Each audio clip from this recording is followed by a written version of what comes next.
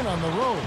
Well, it's the East versus the West tonight. The first of just 2 contests that they'll have against each other all year. So the opening lineup for the Heat. Chris Bosh and Ilgauskas in the middle. Chalmers and Wade are the 1 and the 2. And it's LeBron at the 3, the small forward. And for the Hornets, Ariza is the 3 with Weston Okafor rounding out the front court. Chris Paul is out there with Willie Green. Yeah, don't give up anything for free. I like that. Send him to the line.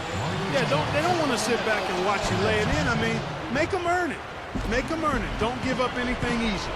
Steve mentioned that they'll only face each other twice, Clark. What impact does that have on this game? Well, first, Kevin, I think it means that we'll probably see our share of in-game adjustments. I mean, since they won't have a very good feel for each other coming into the game, they'll have to be flexible on the fly. Here's Wade. Right now we're going to go to Doris Burke, who spoke with head coach Eric Spoelstra. What'd you find out, Doris? He said Chris Paul is a major concern for them because of his ability to lead a team. He said it all starts with Paul because once he gets going and gets everyone involved, the whole team becomes a well-oiled machine. That is something we're definitely worried about. Thank you, Doris. Well, the big story, of course, a year ago for Miami was the formation of the big 3, LeBron, Wade, and Bosh. And although it took some time for those 3 to click, eventually they figured it out. Beautiful feed off the bounce to his teammate there. Nicely done. And Miami has possession. They put up a nice win against Utah last time out. Now, the defense they were facing didn't put up much of a fight, and they had wide open looks all game long. Yeah, I know, and they were pretty much able to do whatever they wanted to out there. Moving it around. And here's LeBron outside. Shot is no good. And New Orleans will take it the other way.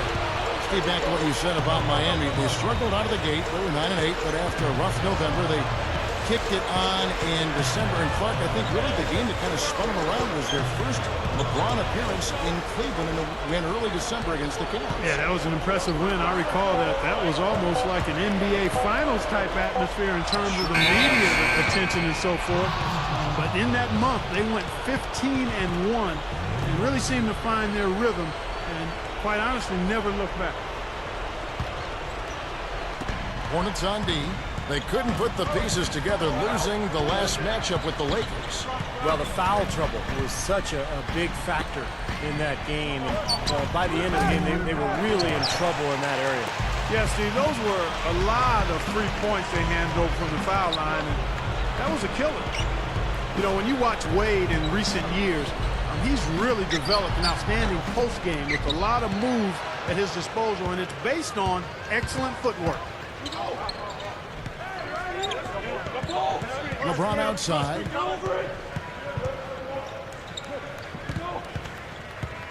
Feeds it to Ilgauskas.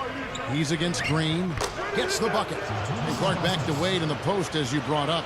He has all the tools, don't you think, Steve, to go right at guards, right in that low portion of the lane. Yeah, Dwayne Wade can pretty much do whatever he wants on the floor. I mean, he's got such great ability athletically, strength-wise, speed-wise. Makes him almost impossible to guard. And I think as you see him get older, we'll see him more and more down on the block, particularly if he works on that footwork, a la Michael Jordan late in his career. And Chalmers gets to Wade. Wade, right side, pass to Bosh. 6 on the shot clock. He dishes it to Chalmers. That's the free fly. The Hornets pull it in. 1:35 left to play here in the first. Ball against Chalmers.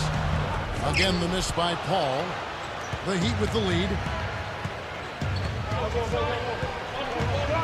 Now, here's Chalmers.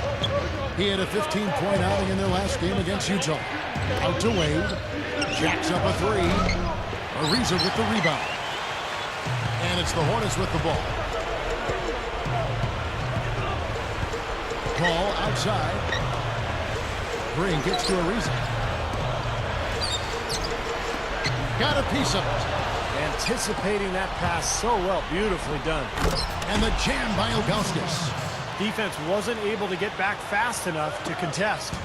Well, they were caught flat-footed after committing the turnover that time, guys. Beyond the arc.